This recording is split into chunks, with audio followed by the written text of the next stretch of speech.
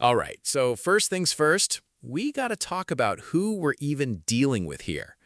The largest confirmed asteroid in our solar system is called Vesta. Real name, not making that up. It's about 525 kilometers across. That's 326 miles for the folks who still think in football fields.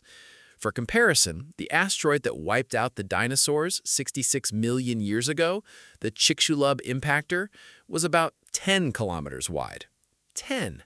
Vesta is over 50 times bigger than that thing, in diameter alone. But here's the part that actually breaks your brain. Mass doesn't scale with diameter, it scales with volume. So Vesta isn't 50 times more massive than the Dino Killer. It's somewhere north of 100,000 times more massive. 100,000! So yeah, buckle up, because we're not doing a bad day today. We're doing the worst day this planet has had in 4.5 billion years. Vesta's currently just chilling in the asteroid belt, minding its own business between Mars and Jupiter. So for this to actually happen, something would have to knock it clean out of its orbit and send it barreling straight at us. If that happened, we'd actually see it coming for years, maybe decades, thanks to modern telescopes, which honestly makes this scenario worse in some ways, not better. Imagine knowing with total scientific certainty the exact date the entire planet ends. RSVP required, no plus ones. Vesta would come in hot, somewhere around 20 kilometers per second, or about 45,000 miles per hour. At that speed, it crosses the distance from the Moon to the Earth in under 3.5 hours, which means even if you saw it a week out, there is nothing anybody's launching into space that's stopping this thing. Contact. And this is where things stop being asteroid impact and start being geological event. An object this size doesn't just hit the ground, it barely notices the ground is there.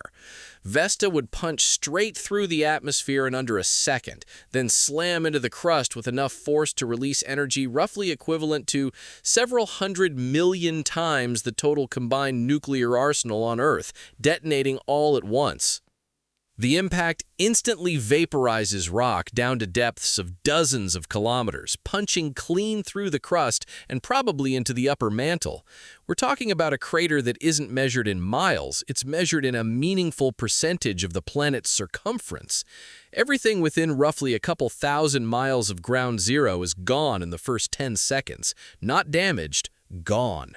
Vaporized, along with the ground underneath it. Here's the part that really matters. With a normal-sized asteroid like Chicxulub, there's a far enough away zone, somewhere you could theoretically survive the initial blast if you were on the opposite side of the planet. With something the size of Vesta, there isn't one.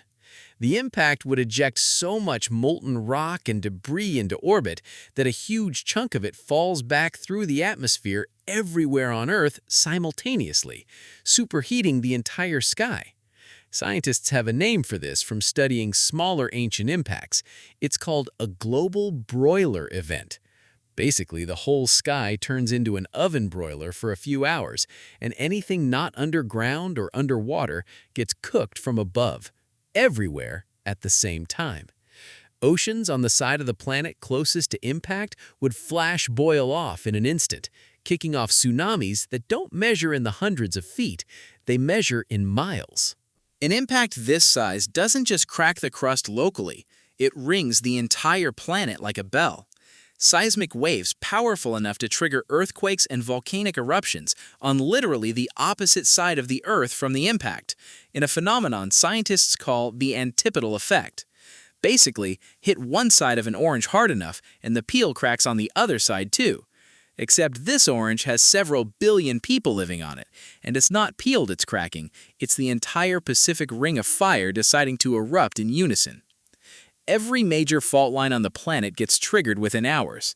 It's less a disaster happened, and more the entire planet just had a structural failure.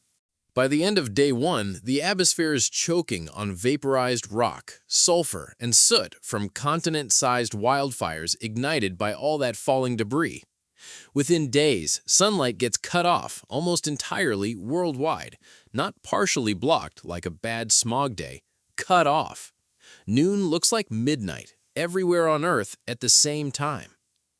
This is the same basic mechanism that ended the dinosaurs, an impact winter, except scaled up so dramatically that scientists studying dino extinction level events would need an entirely new chart just to fit this one on it. Temperatures start crashing worldwide within the first week, not gradually. We're talking tens of degrees Celsius drop, globally, in days. With no sunlight reaching the surface, plants and ocean plankton, which produce roughly half the planet's oxygen, by the way, stop photosynthesizing almost immediately. The base of basically every food chain on Earth collapses within the first month. Ocean acidity spikes too, thanks to all that sulfur dumped into the atmosphere, eventually falling as acid rain.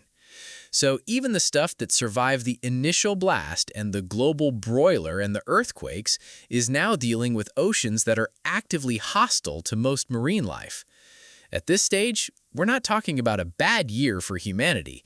We're talking about whether complex multicellular life gets to keep existing on this planet at all. The dinosaur-killing impact caused an impact winter that scientists estimate lasted years to over a decade, with global temperatures dropping enough to make photosynthesis nearly impossible for a huge stretch of that time.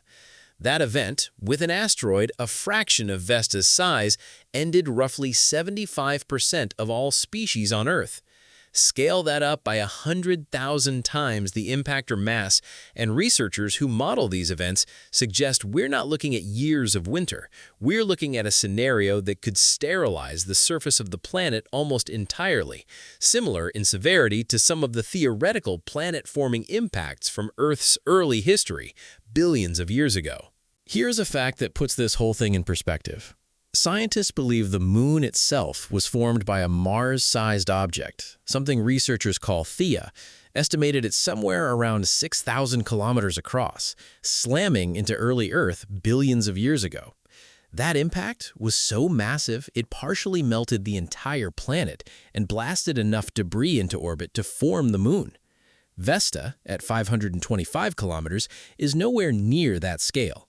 So here's the actual honest answer. An impact like this would almost certainly end civilization and wipe out the vast majority of complex life on Earth, but it likely wouldn't destroy the planet itself or turn Earth into a second moon-forming event. It's less the planet dies, and more the planet gets rebooted to factory settings, and whatever crawls out of the rubble in a few million years gets to start completely over from scratch, which somehow manages to be both a relief and deeply unsettling at the exact same time. Life, historically, is stubbornly good at bouncing back from mass extinctions. After the dinosaur-killing impact, it took a few 100,000 years for ecosystems to stabilize again, and a few million years before life really diversified back to pre-impact levels.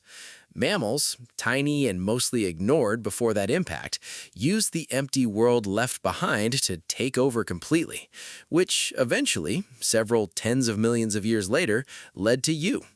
So, if something the size of Vesta ever did hit Earth, the planet would carry the scar forever. Literally, in the form of a crater visible from space for the rest of Earth's existence. But life itself would likely find a way to claw back, eventually, the same way it always has. It just wouldn't be us doing the clawing. Whatever inherits this planet next would be looking back at human civilization the exact same way we look back at trilobites today. Interesting little chapter that ended abruptly on a random Tuesday because a big enough rock showed up uninvited. So, here's your final tally. 10 seconds to vaporize a couple thousand miles in every direction. 1 hour before the entire sky becomes an oven. 1 day before the sun effectively switches off. Years before photosynthesis has any shot at coming back. And a few million years before anything resembling normal life gets another shot at this planet. Drop a comment. If you had 10 years advance warning this was coming, what would you actually do with that time? Be honest. Most of us would just watch Netflix until the sky turned off. See you in the next one.